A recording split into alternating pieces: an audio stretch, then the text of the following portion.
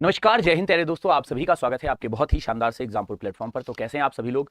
मेरी आवाज और वीडियो आप तक पहुंच रही होगी तो फटाफट से क्लास को शेयर कर दें और अपनी इस क्लास में साथों पेन और कॉपी लेकर के बैठ जाइए। आप सभी लोग जानते हैं घड़ी की दुनिया जैसे ही 10 बजती है आपकी जीके जीएस की पूरी शानदार सी क्लास आपके सामने उपस्थित होती है। आज की क्लास का पहला सवाल, बताइए अमीर खुसरो ने किसके विकास में अग्रगामी भूमिका जो है वो साथियों निभाई थी। अगर आपसे पूछ दे बताइए अमीर खुसरो, यूपी पुलिस का ही सवाल एक है कि बताइए इनका जन्म कहां पर हुआ था। जन्म बताइए, जन्म। साथियों अगर आपसे कोई पूछे बताइए इनकी मृत्यु कब हुई और आप सभी से पूछ दे कि बताइए अमीर खुसरो के गुरु कौन थे। अमीर खुसरो जो है वो कौन सी ऐसी 5 चीजें हैं जिनके जनक हैं, तो 5 चीजों के साथियों आप सभी लोग इनको जनक लगा लेंगे, आपको याद रहेगा। अमीर खुसरो की जब हम बात करते हैं तो मेरे दोस्त आप सभी लोगों को यहां से कुछ चीजें जो हैं वो बेहतरीन याद हो जाएंगी। बताइए अमीर खुसरो किसके विकास में अग्रगामी भूमिका निभाते हैं, तो इन्होंने खड़ी बोली के विकास में अग्रगामी भूमिका निभाई है। आप ये कह दीजिए कि खड़ी बोली के ये जनक भी है, फादर भी है, याद रहेगा। बताइए इनकी मृत्यु कब हुई, तो 1325 में इनकी साथियों मृत्यु हुई थी। और गुरु साथियों ध्यान रखना इनके निजामुद्दीन औलिया थे, तो आप लिख लेना निजामुद्दीन औलिया जो हैं वो साथियों इनके गुरु हुआ करते थे। अगर आपसे कोई पूछे बताइए किन 5 चीजों के, तो सबसे पहले तबला का नाम सुना होगा, फिर इसके बाद सितार का नाम सुना होगा सभी लोगों ने। अरे 2 सखुने डबल मीनिंग वर्ड याद है, साथ में कव्वाली और मुखरिया याद करिए आप सभी लोग, तो आपने सुना होगा कव्वालियां जो होती हैं साथियों ध्यान रखना, मुखरियां शीर्ष पर ले जाकर बात को खत्म करना, मुखरियां, और साथ में डबल मीनिंग वर्ड जिनको 2 सखुने कहते हैं उन सभी के ये जनक कहे जाते हैं। तो इस प्रकार से इन 5 चीजों के साथियों अमीर खुसरो जो है वो जनक है, ध्यान रखना। अगला सवाल देखिए, बताइए शब्द बुल तथा बिग इनमें से किस व्यापार के क्षेत्र से एक तरीके से जुड़े हुए हैं। फटाफट बताइए, फटाफट शानदार से बताइए शब्द बुल और बिग इनमें से किस व्यापार के क्षेत्र से जुड़े हुए हैं। साथियों पहला सवाल आपके सामने, विदेशी व्यापार, बैंकिंग, शेयर बाजार या वस्तु विनिमय। आप सभी लोगों ने बुल का शब्द सुना होगा, साथ में बिग का शब्द भी सुना होगा। हम सभी लोग बुल का मतलब पढ़ते हैं तेजड़िया, ध्यान रखना, तेजड़िया का नाम सुना है गुरुजी। जब शेयर के दाम बढ़ रहे हो, शेयर के दाम साथियों ध्यान रखना, दाम बढ़ रहे हो, बढ़ रहे हो, ध्यान रखना, बढ़ रहे हो, तो इसको कहते हैं तेजड़िया। और मंदरिया जब शेयर के दाम गिर रहे हो उसको कहते हैं। तो ये सारी शेयर बाजार से जुड़ी हुई चीजें थी। एक सवाल पूछा जाता है, हमारे भारत का पहला शेयर बाजार या भारत का पहला शेयर बाजार बताइए, पहला शेयर बाजार, शेयर बाजार बताइए भारत का पहला शेयर बाजार। तो आप सभी लोग लगाएंगे 1875 में हमारे भारत में पहली बार बॉम्बे स्टॉक एक्सचेंज जिसको बीएसई कहते हैं उसकी स्थापना साथियों की गई थी। क्लियर है? जल्दी से बताइए, फटाफट नोट है, आगे देख।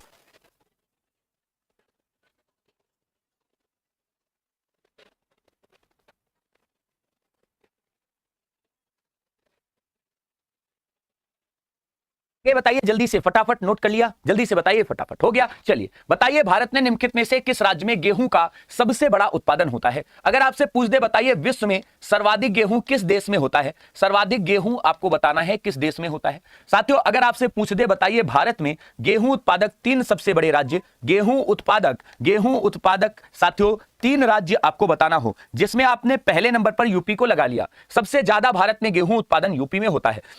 अगर यूपी ऑप्शन में ना हो तब क्या करोगे आप? फिर गुरुजी देखेंगे विश्व में सबसे ज्यादा गेहूं उत्पादन वर्तमान में चाइना करता है और दूसरा स्थान अब भारत का आ गया है। अगर आपसे कोई पूछ दे बताइए पहले स्थान पर यूपी, दूसरे नंबर पर गुरुजी पी से इधर वाला पंजाब, और तीसरा इसके नीचे आपको हरियाणा लगा लेना है। साथियों गेहूं उत्पादन में सबसे बढ़िया मृदा जो होती है वो जलोढ़ मृदा होती है, तो जलोढ़ मृदा में गेहूं खूब होता है। तो यूपी के लिए आप सभी लोग तैयार रहिए। निम्नलिखित में से कौन सी मिट्टी चाय के बागानों के लिए उपयुक्त होती है? अरे चाय के बागानों के लिए बताइए कितने सेंटीमीटर वर्षा की जरूरत होती है? वर्षा कितने सेंटीमीटर चाहिए, कितने सेंटीमीटर चाहिए बताइए, कितने सेंटीमीटर चाहिए बताइए। चाय के लिए तापमान कितने सेंटीमीटर चाहिए, तापमान कितना साथियों, तापमान कितना डिग्री सेंटीग्रेड चाहिए, कितना डिग्री सेंटीग्रेड चाहिए बताइए, बताइए, बताइए। हम सभी को याद होगा हमारे भारत में साथियों चाय के लिए अम्लीय मृदा की आवश्यकता होती है और यह मृदा जो है ये ढलानी क्षेत्रों में खूब पाई जाती है, ढलानी क्षेत्र जो होते हैं उनमें खूब पाई जाती है। आप सभी लोग असम इत्यादि राज्यों में जाएंगे जहां पर चाय का उत्पादन नंबर 1 होता है, वहां इसका खूब विस्तार है।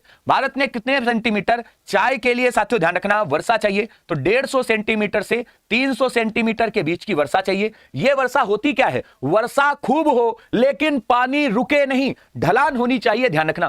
तापमान की बात करें तो 20 से 25 डिग्री के बीच का तापमान चाहिए चाय की खेती के लिए। अगला सवाल देखिए, अच्छा तुमसे अगर पूछ दे जलोढ़, तो यह यूपी में पाई जाती है खूब, रेगड़ मृदा कपास इत्यादि के लिए पाई जाती है।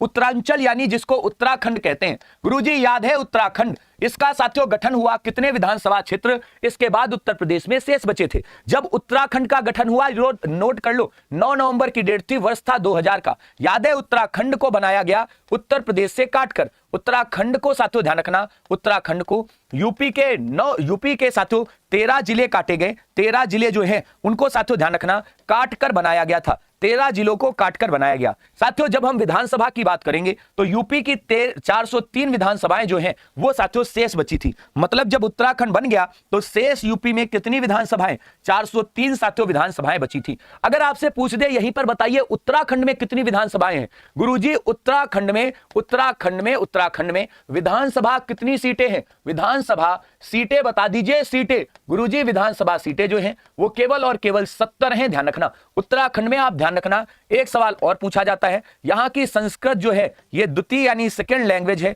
द्वितीय भाषा है, द्वितीय भाषा, पहली तो हिंदी है। अगला सवाल देखिए, भारतीय संविधान का आमतौर पर भारत का मैग्ना कार्टा जिसको हम सभी लोग महान छूट कहते हैं, अगर आपसे कोई पूछे बताइए मैग्ना कार्टा शब्द किस देश में जन्मा था, मैग्ना कार्टा शब्द जो है ये आपको बताना है किस देश में जन्मा, किस देश में साथियों इसका जन्म हुआ। बताइए मैग्ना कार्टा शब्द ये किस भाषा का शब्द है, भाषा का शब्द, बताइए कौन सी भाषा का शब्द है मैग्ना कार्टा। तो साथियों आप सभी लोग कहेंगे ये शब्द जो है ये 12वीं शताब्दी के करीब ब्रिटेन के राजा ने जब प्रजा को छूट दी थी तो इंग्लिश लोगों के समय, साथियों ध्यान रखना इसका जन्म ब्रिटेन में हुआ था। कहां पर हुआ था, तो इंग्लैंड यानी ब्रिटेन में हुआ था। गुरुजी बताइए भारतीय संविधान का भाग 3 जिसमें हमारे मौलिक अधिकारों को दिया गया है, हम तुरंत लगाएंगे मौलिक अधिकार हमारे मैग्ना कार्टा हैं। अगर पूछे ये मौलिक अधिकार कहां से लिए गए हैं, ये तो मौलिक अधिकार हो गया, बताइए मौलिक अधिकार किस देश से लिए गए, तो ये हमको अमेरिका से मिले हैं, लगा लेना हमने अमेरिका से लिए हैं। आगे देखिए अगला सवाल, बताइए संविधान में मौलिक कर्तव्यों का उल्लेख किस अनुच्छेद के अंतर्गत किया गया है। अरे सभी के सभी यूपी पुलिस वालों और यूपी पुलिस वालियों, तुम सब के सब एक एक शब्द टू शब्द नोट कर लीजिए, जैसे बता रहा हूं पेपर उठाकर देखना, पिछली बार की जितनी शिफ्टों के क्वेश्चन थे सब अपनी क्लासेस से थे। करंट अफेयर्स को लेकर, स्टैटिक जीके को लेकर, जो विशेष टॉपिक है मानवाधिकार इत्यादि जिनसे तुम डरते हो उनको हमने ऐसे चुटकियों में कमर तोड़ दी थी, कमर, ऐसे कंटेंट को परोसा था, चाहे वो यूट्यूब की क्लासेज हो या पेड में। मेरे दोस्त एक भी सवाल हिला नहीं सकते थे। बहुत सारे ऐसे टीचर्स थे जो शुरुआत में कहते थे इतना कठिन क्यों बता देते हो सर, इतना नहीं आएगा। जब पेपर उठाया ना यूपी पुलिस 2024 का, समझ में आ गया कि लेवल क्या था। तुम लोगों को जो अभी माथे पे पसीना आ रहा, गुरुजी ये पसीना नहीं है, मेहनत है, समझ में आया। आगे देखिए जल्दी से, भारतीय संविधान में मौलिक कर्तव्यों का उल्लेख किस अनुच्छेद में किया गया। गुरुजी हमने पढ़ा है 42वां संशोधन किया गया था, ध्यान रखना वर्ष 1976 में। हमने इसमें सरदार स्वर्ण सिंह समिति की सिफारिशों को लागू किया था। स्वर्ण सिंह समिति जो है इसकी साथियों ध्यान रखना जो सिफारिशें थी, सिफारिशें इनको हमने क्या किया था, लागू किया था, लागू। आप सभी लोग याद रखना अनुच्छेद 51 का जो ए है इसमें स्वर्ण सिंह समिति की सिफारिशों को हमने लागू कर दिया था, ध्यान रखना। क्लियर है, आगे चले अगला देखो, बताइए हाल ही में अंतरराष्ट्रीय शून्य अपशिष्ट दिवस कहां पर साथियों या कब मनाया गया। साथियों अगर पूछे बताइए भारत का पहला, नोट करके डाल लीजिए, भारत का पहला अपशिष्ट निवारक, ध्यान रखना अपशिष्ट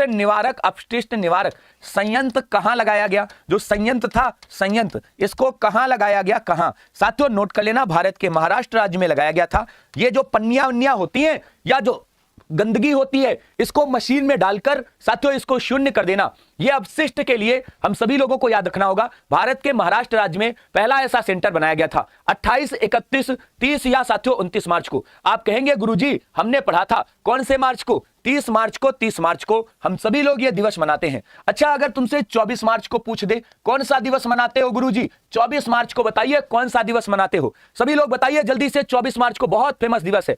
8 मार्च को स्वास्थ्य दिवस, आप सभी लोगों ने पढ़ा होगा। बताइए हाल ही में ऑपरेशन ब्रह्मा के तहत किस देश से मानवीय सहायता हमने भेजी थी। बांग्लादेश में, नेपाल में, साथियों म्यांमार में या भूटान में। आप सभी लोगों को ऑपरेशन गंगा के बारे में बताया गया होगा। ऑपरेशन गंगा याद करिए किस देश के साथ चलाया गया।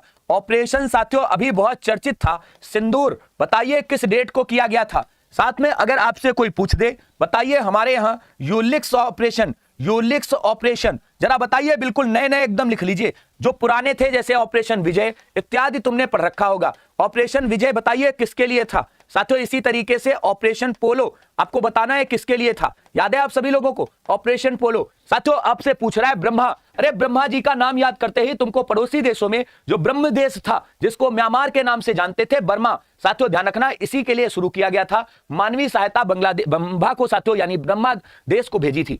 बताइए ऑपरेशन गंगा, गुरुजी हमको याद है यूक्रेन में फंसे जो नागरिक थे उनको हमने निकाला था। साथियों ध्यान होगा आपको ऑपरेशन सिंदूर, ये पाकिस्तान के लिए हमने साथियों शुरू किया था और ये डेट आपको याद होगी, हमारे पाकिस्तान के लिए, पड़ोसी पाकिस्तान को हमने 6 और 7 मई को साथियों क्या किया था, एकदम नोट कर लिया था। अगर आपसे कोई पूछ दे बताइए यूलिक्स ऑपरेशन, ये साथियों कोविड के समय चालू किया गया था साथियों मानवीय सहायता के लिए। अगर आपसे पूछे किस देश के लिए, तो संपूर्ण विश्व के लिए जिसको जरूरत हो। ऑपरेशन विजय कारगिल के लिए भी चलाया गया था 1999 में, और ऑपरेशन विजय जो है ये हमने साथियों गोवा को जब मुक्त कराया तो गोवा मुक्त के समय भी हमने 1961 में चलाया था। साथियों ऑपरेशन पोलो, ये हैदराबाद के रियासत को आजाद कराने के लिए हमने चलाया था। ऐसे कई ऑपरेशन हैं जो आप सभी लोगों को अच्छे से याद करने होंगे, तभी नंबर आएंगे। बताइए हाल ही में जारी सतत विकास लक्ष्य एसडीजी, बताइए इनकी संख्या कितनी है? सतत विकास लक्ष्यों की संख्या, इन्हें कब तक साथियों पूरा करना है, कब तक लक्ष्य है, कब तक लक्ष्य है? साथियों अगर पूछे बताइए इन्हें कब घोषित किया गया, कब घोषणा हुई थी, कब घोषणा सतत विकास लक्ष्यों की? पूरे विश्व को इन्हें पाना है। बताइए 2024 में भारत इनमें कौन से स्थान पर रहा? सभी लोग बताइए जरा, एक बार हो चुकी है पीर पर्वत से पिघलनी चाहिए और इस बार हिमालय से कोई गंगा निकलनी चाहिए। आग मेरे सीने में ना सही, तुम्हारे सीने में ही सही, लगी हो ये आग तो बस आग लगनी चाहिए। इनकी संख्या जो है सतत विकास लक्ष्यों की केवल 17 है, ध्यान रखना। कब तक लक्ष्य को पूरा करना है? तो 2030 तक टारगेट है। इनकी घोषणा 2015 में की गई थी, ध्यान रखना 15 साल में। भारत 2024 में 190वें स्थान पर था। करेंट अफेयर्स में याद रखना 25 के डाटा अभी तक आए नहीं है, ये आप ध्यान रखिएगा। 25 के डाटा आएंगे लगभग 26 के मार्च तक, तो ये आप ध्यान रखना, इसके थोड़ा लेट आते हैं। बताइए हाल ही में प्रधानमंत्री मोदी ने कहां माधव नेत्रालय प्रीमियम सेंटर की आधारशिला रखी? आप सभी लोगों ने सुना होगा हमारे भारत में आयुष्मान भारत मिशन जो है वो चलाया गया था। आयुष्मान भारत मिशन जो है ये 2018 में चलाया गया था। इसके तहत 5 लाख रुपए तक, कितने तक? 5 लाख रुपए तक साथियों निशुल्क इलाज किया जाएगा। कैसे इलाज? तो निशुल्क इलाज किया जाएगा। अब ये बात आपको याद होगा, ये अभी हाल ही में महाराष्ट्र के नागपुर में इन्होंने उद्घाटन किया है इसका, आप सभी लोग नोट कर लेना। ये योजना एक ऐसी योजना है, इसके तहत अगर आपकी आंखें खराब है गुरुजी, तो हम सभी लोग अपना कार्निया चेंज करा सकते हैं। गुरुजी कार्निया को तुरंत चेंज कराइए। बताइए निम्नलिखित में किसकी नियुक्ति राष्ट्रपति के द्वारा साथियों की जाती है? राष्ट्रपति किसकी नियुक्ति करता है? गुरुजी भारतीय संविधान में महान न्यायवादी आर्टिकल 76 के तहत राष्ट्रपति के द्वारा नियुक्त होता है। नियंत्रक एवं महालेखा परीक्षक आर्टिकल 148 के तहत कैग की नियुक्ति की जाती है। एक राज्य के राज्यपाल की नियुक्ति आर्टिकल 153 के तहत साथियों की जाती है। इसका मतलब ये सभी के सभी राज्यपाल द्वारा नियुक्त किए जाते हैं, इसमें कोई संदेह नहीं। साथियों इनकी शपथ जरा देखना, इसकी शपथ जो है वो राष्ट्रपति दिलाता है। किसकी शपथ? तो महान न्यायवादी की, ध्यान रखना। साथियों कैग की शपथ भी राष्ट्रपति ही दिलाता है, इसकी शपथ भी राष्ट्रपति दिलाता है। लेकिन अगर राज्यपाल की बात करें, इसको शपथ कौन दिलाता है? तो इसको साथियों संबंधित राज्य के हाईकोर्ट का मुख्य न्यायाधीश, तो संबंधित हाईकोर्ट का जो मुख्य जज होगा साथियों वो शपथ दिलाएगा, मुख्य जज दिलाएगा। तो इनमें शपथ में थोड़ा थोड़ा अंतर है, बाकी आपको क्लियर है। निम्नलिखित प्रस्ताव में किसके संदर्भ में संघीय बजट है? बताइए इनमें से जब संघीय बजट जैसे अभी 1 फरवरी को लाया गया, आप सभी लोग जानते हैं 1 फरवरी को हमारा 2026-27 का बजट आया। साथियों अगर आपसे कोई पूछे 1 फरवरी को लाए गए इस बजट में सबसे बड़ा खर्च कौन सा है, सबसे बड़ा खर्च जो है वो बताइए क्या है? साथियों किस विभाग को सबसे ज्यादा पैसा मिला? विभाग वाइज सबसे ज्यादा पैसा। बताइए आय का सबसे बड़ा साधन क्या रहा? ये सारी आपको आय से साथियों याद रखना, सबसे बड़ा कर लिखिएगा तो याद रहेगा। सबसे बड़ा कर जो है, क्योंकि सरकार की आय का सबसे प्रमुख स्रोत कर ही होता है। साथियों आपसे पूछेगा कौन सा, तो कटौती प्रस्ताव लाया जाता है। कटौती प्रस्ताव अगर 1 रुपए का भी पारित हो गया तो सरकार को इस्तीफा देना पड़ जाता है। 1 फरवरी को सबसे बड़ा खर्च जो है वो आप सभी लोगों को याद रखना है, जो हम करों की अदायगी करते हैं, साथ में राज्यों का हिस्सा, ये आप नोट कर लीजिएगा, हमारा सबसे प्रमुख खर्च होता है, ध्यान रखना। अगर आपसे कोई पूछे किसी विभाग में, तो सड़क और परिवहन विभाग को हमने सबसे ज्यादा साथियों प्रतिशत खर्च दिया है। सबसे बड़ा कर आयकर है, ध्यान रखना, आयकर। आयकर इसके बाद में जीएसटी आता है, तो हमारे देश का सबसे प्रमुख कर जो है वो आयकर है, आप नोट करेंगे। अगला सवाल देखिए, बताइए इनमें से किस अधिनियम के द्वारा किसी पार्टी के टिकट पर निर्वाचित सदस्य को दल बदल करने से रोका गया है? दल बदल करने से किस पार्टी के सदस्य को रोका गया है? साथियों हमारे यहां अगर दल बदल की बात करें तो दल बदल पहली बार 52वां संशोधन लाया गया था। 52वां संशोधन वर्ष था 1985 का। इसके तहत राजीव गांधी जी प्रधानमंत्री थे। राजीव जी क्या थे? प्रधानमंत्री थे, प्रधानमंत्री। उन्होंने कहा था यदि किसी पार्टी के, ध्यान रखना, पार्टी के 1/3 सदस्य पार्टी को छोड़ते हैं, ध्यान रखना, क्या करते हैं, पार्टी छोड़ते हैं, पार्टी छोड़ते हैं, तो फिर ऐसी कंडीशन में, ध्यान रखना, ऐसी स्थिति में इसे दल बदल नहीं माना जाएगा, उन पर दल बदल लागू नहीं होगा। लेकिन 91वां संशोधन 2003 के वर्ष में हमारे यहां साथियों, आप सभी को नोट कर लेना होगा, जो अटल बिहारी वाजपेयी जी के समय किया गया था, उसमें कहा गया कि यदि 2/3 सदस्य पार्टी को छोड़ते हैं तो इसे विलय माना जाएगा, मतलब वो पार्टी ही खत्म हो जाएगी। इसको आप नोट कर लीजिएगा, यही 10वीं अनुसूची है। तो 10वीं अनुसूची का संबंध किससे है, यह भी आपको याद रहेगा। आगे चले 14 नंबर, थोड़ा सा ये सवाल बढ़िया लेवल का था, तुम सभी के सभी मुर्गी और मुर्गो बन जाओ। यकीन मानिए, कसम से कह रहा हूं, एक बार आग झोंक दीजिए पूरी। जिनको लगता है ना कि हमारा जीके जीएस कमजोर है, मेरा डंडा कहां गया, निकालो एक बार। हे पार्थ, मेरी बंदूक लेकर आओ, डंडे से काम नहीं चलेगा। ये मिसाइल लॉन्चर है, तुम्हारे बगल में ऐसे डाल दूंगा, ऐसे धड़ाम से दगेगा, धड़ाम से। तुम्हारा अर्जुन टैंक, परजुन टैंक, ले टैंक, दे टैंक, आबू बाबू, सोना रोना धोना, सब एक ही बार में स्वाहा। समझ में आया? पढ़ लीजिए, पढ़ लीजिए, पढ़ लीजिए, दोबारा नहीं मौका मिलेगा। याद रखना, तुम्हारे पिताजी हो या माताजी, सच में कह रहा हूं, उनको मेरी बात अच्छे से बता देना। क्या बता देना? कि अगर इस बार कांस्टेबल में नौकरी ना मिले इनकी, तो 4 भैंसों को पालना, एक काली, एक पीली, एक लाल, और एक उस भैंस को भी पाल लेना जिसके ये इस समय जकड़ में है, जकड़ में, जिसके चक्कर में ये छोड़ या छोड़ नहीं पा रही हैं। कम से कम इनको इस बात का अफसोस तो रहेगा कि मास्टर ने पढ़ाया था, पढ़ लेते, सिलेक्शन मिल जाता। जिंदगी भर ऐसे ही रगड़े जाओगे, रगड़े जाओगे। दे ठेवनी ये होती ना, दे धचाक, दे धचाक, जो पिटाई होगी होश ठिकाने आ जाएगा। अगर तुमको लगता हो ना, तो मेरी हालत देखकर तुम देख सकते हो। समझ में आया? शादीशुदा आदमी के चेहरे से खुशी गायब हो जाती है। कभी मोहित सर को देखता है, देखा है खिलखिला के हंसते हुए? ऐसा अभी नई नई शादी हुई है, मोहित सर अभी हंस रहे, थोड़े दिन बाद देखना, कसम से कह रहा हूं, पागल हो जाता है आदमी। आगे देखो, कोई बात नहीं, अपने को क्या है, अपने को तो मजा एक तरीके से आपसे करना था। लेकिन सच में कह रहा हूं यार, मेहनत करिए, ऐसे काम नहीं चलेगा कि मतलब आए और रेढ़ी गेढ़ी। भाई साहब 9 2 11। आगे देखिए, भारत में अणु बम के विकास से कौन जुड़ा हुआ था?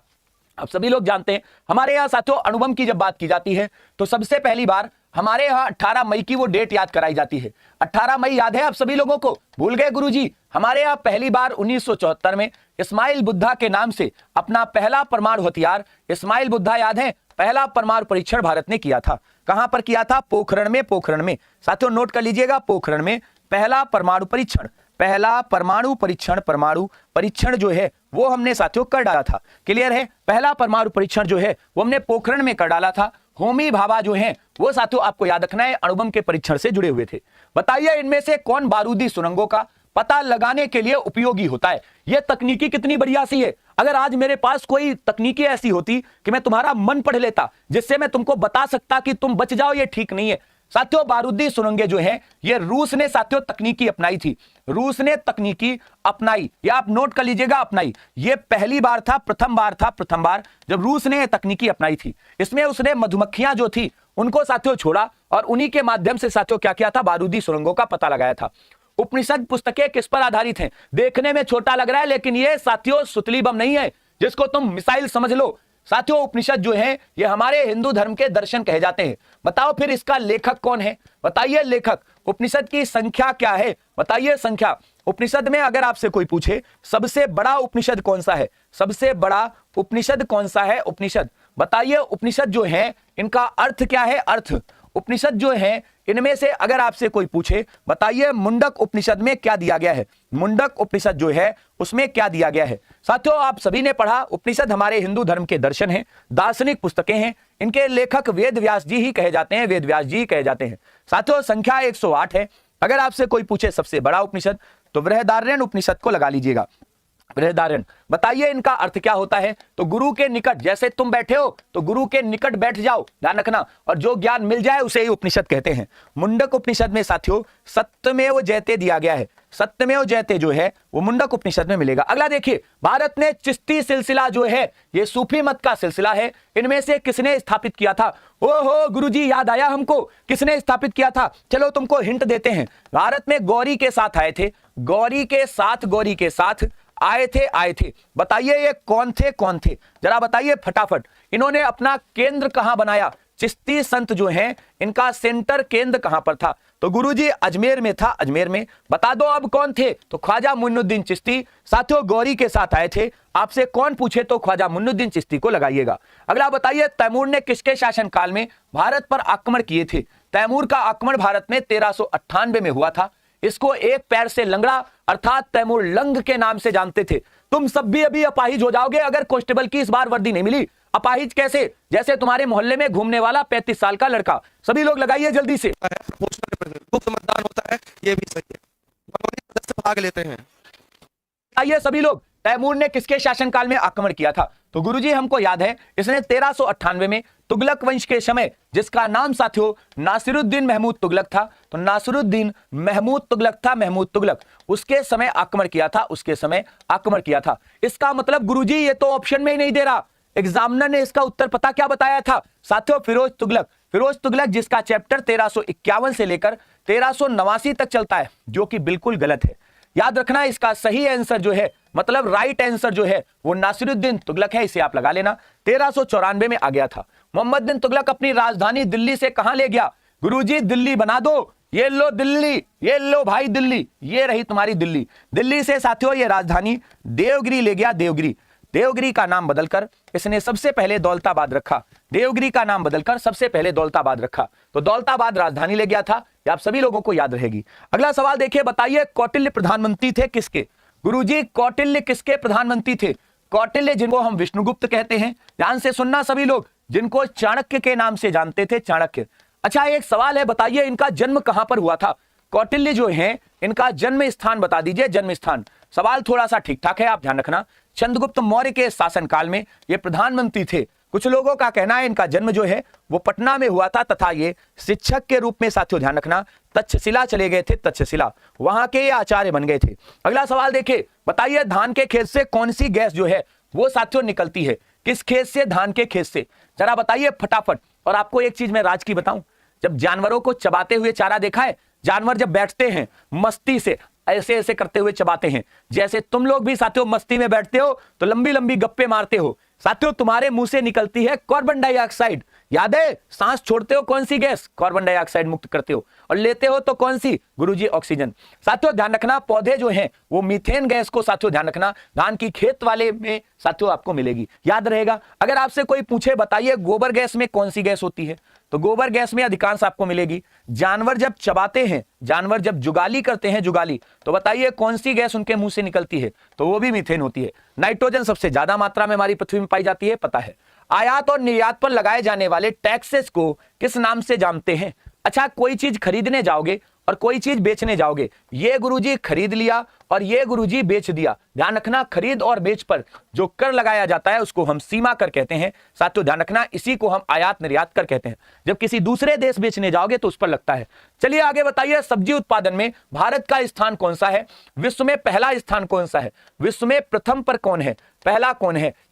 भारत जो है उसकी रैंक दूसरी है, लगा लीजिए भारत की दूसरी रैंक है। साथियों पहले स्थान पर टकला चीन, आप सभी लोग लगा लेंगे। भैया पहले स्थान पर कौन है? टकला चीन। हमारे भारत में अगर सब्जी उत्पादन की बात करें तो सब्जी उत्पादन में साथियों ध्यान रखना, सब्जी उत्पादन में अपना यूपी जो है वो टॉप पे, दूसरे पे वेस्ट बंगाल आपको मिलेगा। साथियों अगर आपसे कोई पूछे आप लगा लेना, फल पकने में सहायक हार्मोन का नाम क्या है? जिब्रेलिन, मार्फेटिन, एथिलीन या IBA। आप सभी लोग जानते हैं हमारे यहाँ जो फल पकाए जाते हैं उनमें कई सारी पहले गैसें प्रयोग कर लेते थे, एसिटिलीन इत्यादि को, लेकिन अब उसको नहीं करते। एक आपके सामने साथियों ऑप्शन दिया है, जल्दी से बताइए फटाफट से, मुझे पूरा भरोसा है कि उत्तर तुम निकाल लोगे। जल्दी से बताइए फटाफट, इनमें से साथियों सभी लोगों को बताना है फटाफट से, जल्दी से बताइए, जल्दी से इनमें से बताइए कौन सा साथियों फल पकाने में काम आता है? तो गुरुजी हमको पता है एथिलीन जो है वो फल पकाने में काम आता है, लगा लेंगे, यानी सी ऑप्शन बिल्कुल सही होगा। साथियों हम हल्दी के उस पौधे के भाग को बताइए जिसको हम यूज करते हैं, तो हल्दी के पौधे में हम तने को, जड़ को, फूल को या साथियों उसकी पत्ती को, जल्दी से बता दीजिए फटाफट। और सभी लोग जानते हैं साथियों ध्यान रखना कि जो एक तरीके से हमारी हल्दी इत्यादि है मसाले, ये केरल में सबसे ज्यादा साथियों किए जाते हैं। क्लियर है? आप सभी लोग जानते होंगे। लेकिन अगर हम मसाला उत्पादन में नंबर 1 पूछे तो तुरंत आप मध्य प्रदेश को लगाएंगे। बताइए मसाला उत्पादन में नंबर 1 कौन है? मसाला उत्पादन में नंबर 1 कौन है? नंबर 1 तो आप कहेंगे गुरुजी मध्य प्रदेश। लेकिन मसालों का बगीचा किसको कहते हैं? तो गुरुजी मसालों का बगीचा ये अभी भी केरल को कहते हैं, केरल को। याद रखना इस केरल ने अपने मसालों के बगीचे के टैग को पाने के लिए फिर से एक बार साथियों प्रयास किए हैं। बताइए इलायची उत्पादन में, इलायची जो होती ना, इलायची उत्पादन में नंबर 1 राज्य कौन है? ये सवाल पूछा गया है, सबसे इंपॉर्टेंट है। बताइए इनमें से हल्दी के किस भाग को हम सभी लोग साथियों प्रयोग करते हैं? तना होता है, जड़ होता है, फल होता है या फूल? साथियों आप सभी लोगों ने, ज्यादातर बच्चों ने इसका उत्तर जो है वो ए ऑप्शन बताया है। अरे मेरे दोस्त, सबसे पहले हम सब